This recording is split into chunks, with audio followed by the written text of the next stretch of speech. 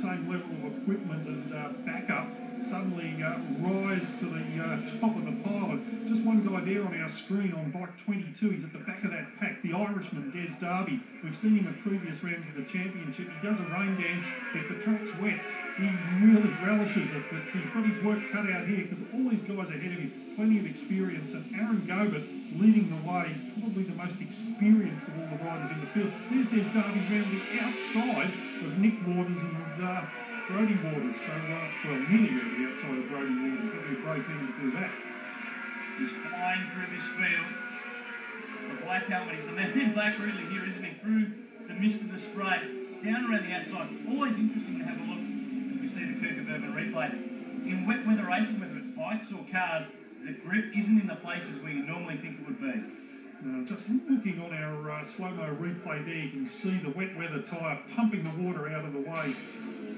Look there, of course, if the track begins to dry, these wet weather tyres, they've got big chunky blocks of tread. If the track does begin to dry, they'll move around, they'll begin to chunk. So let's hope, not often we hope for wet weather conditions, but when you're all on wet weather tyres, the track really needs to remain like this. Gobert leading, Herfoss with him. Bike one, remember, he is the champ no matter what happens in this second race. The triumphs of third and fourth, Casella, but Darby, he is the man who's moving.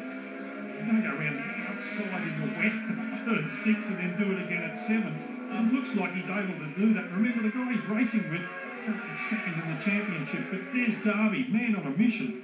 What do they say about Mad Irishman? He is on fire. He is moving right up on the back of Gobert and Herfoss. These conditions really suit this bike. You know what I find amazing? You look at the guys in front, they've got clear visors on so they can actually see what the track conditions are like. The Mad Irishman, he's got a dark visor. He probably doesn't even realise the track's wet. Well, that would explain the way that he's riding. Herfoss to the lead, too deep at the hairpin.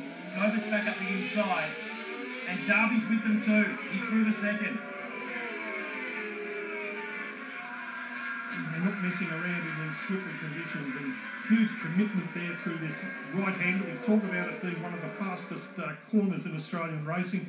Rates up there with turn 3 at Phillip Island, and in fact probably even faster than turn 3 at Phillip Island. Look at Darby trying to find his way around Gobert. Now swaps to the inside. Gobert didn't give him any room there. He knew what he was capable of. Now he's down the inside. This was the Cougar Bourbon replay. Herfoss to the lead, but in a little bit too hot at the hairpin. So hard to get the feel through the tyres in those conditions. You've got to just ease the brake on, fine line between locking up and going down the road or getting maximum traction to get that braking happening. Of course, in these wet conditions, the guys would have softened up the suspension to get a bit more feel. So when you go hard under brakes, as Darby does there, of course, the front end dives more and you run the risk of running out of suspension movement. Look at Herfoss back on the tail of Gobert. He doesn't want Darby to get away. You can bet that with the number 1 plate, the first time he's used it, he doesn't want to come home second. Stunning race. 3 different bikes in the top 3 spots. Triumph, Suzuki, Yamaha. Question is, the order that they'll finish in. You have to put your money on Darby at the moment. He's really come through from far back in the pack. Looks to be relatively controlled there as he comes onto the front straight. Not too many slides. Looking good under brakes, and Herfoss trying to go with him. He started from 9th on the grid. In qualifying, he was 1.8 seconds down on his teammate Christian Casella's pole time. When the wet weather comes, the results get turned on their head. He leads the way. Not too many laps left to go, but Herfoss wants to go out with a bang, wants to win one more race to prove and to underline and to put in bold his status as champion in supersport racing. I wonder if he's bold enough to pass a Mad Irishman with a black helmet and a dark visor. Bold, silly. Unbelievable performance here from Darby, given the limited vision around this track, and a number of the riders commenting the morning warm-up was in fact damp, that vision was a major concern with these cold temperatures here at Simmons Plains. Helmets beginning to fog up and getting that road brine across the visor makes it very hard to see.